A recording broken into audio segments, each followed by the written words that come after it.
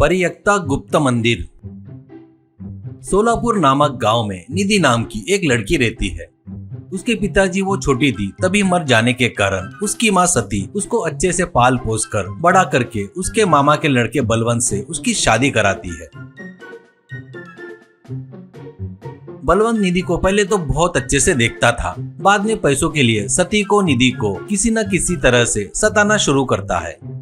ऐसे रहते हुए एक दिन निधि और उसकी माँ सती खाना खाते वक्त वहाँ पर आकर बलवंत, क्या रे तुम माँ बेटी दोनों मिलकर मेरी कमाई को जमकर दबाकर खा रहे हो क्या? निधि, ए बेवकूफ, ये तेरी कमाई का नहीं है, ये मेरी माँ बाप की कमाई का है और ये तू ही है जो दबाकर खा रहा है रे। तो बलवंत, देखा क्या सासू माँ, पति को पूजा करने के बजाय कैसे बेवकूफ और क्या क्या बोल रही है ये। इसको नहीं सासू माँ, इसको ऐसे संस्कार दिए ना, तुमको बोलना चाहिए। सती, हाँ रे, सच में मुझे ही कहना चाहिए। तेरे से शादी करा के मैंने अपनी लड़की की जिंदगी खराब कर दिया, इसलिए जिंदगी भर साथ निभाएगा करके बोला था। अब तो जिंदगी से कब जाती करके देख रहा है तू, मल्लार कहीं के। बलवंत, अरे वाह वाह सासू माँ वाह, मस्त डायलॉग मार रही हो। उतना ही नहीं, मेरे मन की बात तो अच्छे से पढ़ ली तुमने। मैं बड़ा हरामखोर टाइप का आदमी हूँ, पता है क्या? वो तो ठीक है सासू माँ, पर तुम कब मरोगी?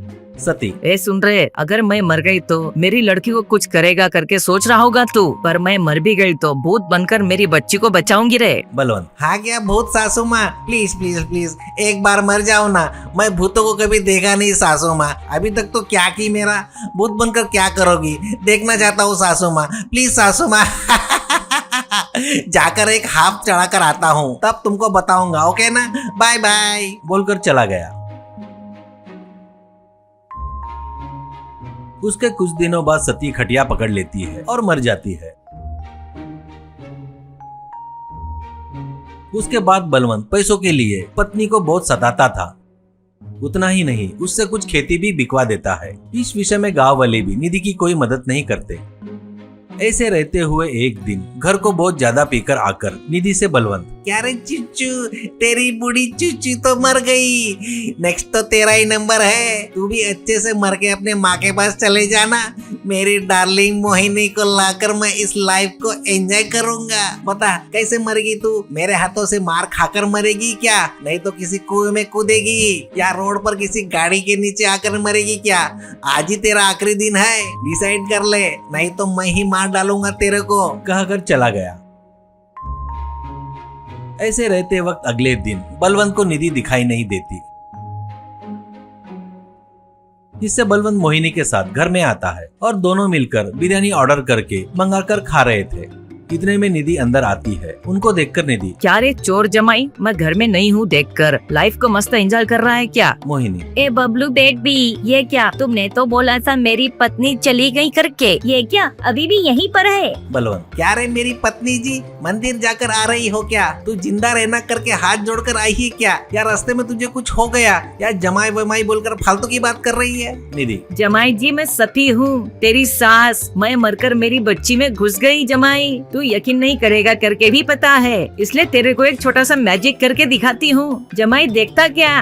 करके बोलती है। अब निधि के गले से बड़े विचित्र तरीके से बहुत से सांप आते हैं। वो देखकर एक ही बार में मोहिनी, अरे बाप रे, इंसानों से सांप निकल रहे हैं रे बाबा, वो सच में भूत बन गई रे। ए बलवंत, तू नहीं चाहिए, तेरे भूत नहीं चाहिए, दलिद्र कहीं के। बोलकर मोहिनी वहाँ से भाग गई।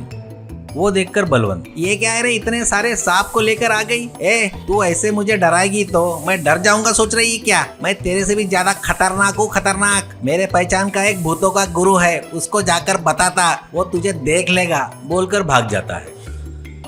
बाद में जादूगर के पास जाकर पूरी बात उसको बताता है। सब सुनकर जादूगर, मर कहीं के, इंसान बोले तो शरीर नहीं रे, आत्मा है। तू हमेशा अपनी सास से भूत बनकर आती क्या, भूत बनकर आती क्या करके बोला था ना, उसके कारण वो मरने के बाद उसकी आत्मा आकर तेरे पत्नी में घुस गई। देख, अपने जंगल में सुनहरी पहाड़ियों के बीच में एक रहस्यमयी मंदिर है। वो मंदिर ही तुझे रास्ता दिखा सकता है। उसमें जाकर बहुत से लोग अपने तकलीफें, अपनी इच्छाएं बताकर, और वो पूरी भी हो गई है। तू वहाँ जाकर वापिस आया तो जिंदा रहेगा, नहीं तो गुस्से में तेरी सास है ना, उसकी आत्मा तुझे खा जाएगी। कहने से डरा हुआ बलवंत और कोई चारा नहीं रहने से जंगल की तरफ निकलता है। ऐसे 2 दिन का सफर करके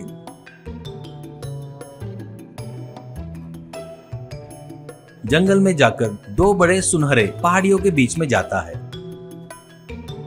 अब वहाँ सुनहरे पहाड़ियों के बीच में वो मंदिर दिखता है और गायब हो जाता है, दिखता है और गायब हो जाता है। वहीं खड़ा रहकर क्या करना समझ में नहीं आकर देखते ही रहता है तो वहाँ अंदर से, अरे बलवंत, बाहर ही खड़ा है क्या? अंदर आ रे, ये तेरा ही घर है रे बलवंत, आ रे करके सुनाई देने से बलवंत हिम्मत करके अंदर जाता है।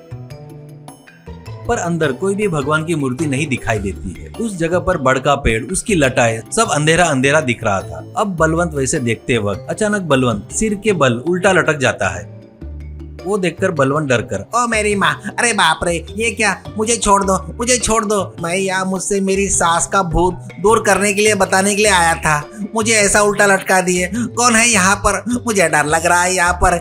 इतने में वहाँ पर दो राक्षस आते हैं और वो अब बलवंत के पास आकर बलवंत के चेहरे से चेहरा मिलाकर बलवंत से एक राक्षसी, अरे वाह, बढ़िया दलितर, नीच कमीने माइंडसेट वाले, बहुत बढ़िया, सुंदर है। इसे अभी खा लिया तो अपने को फिर से इंसान का जन्म मिल जाएगा। माइनस इंटू माइनस प्लस होता है ना, कहती है तो और एक राक्षस, अरे ये क्या?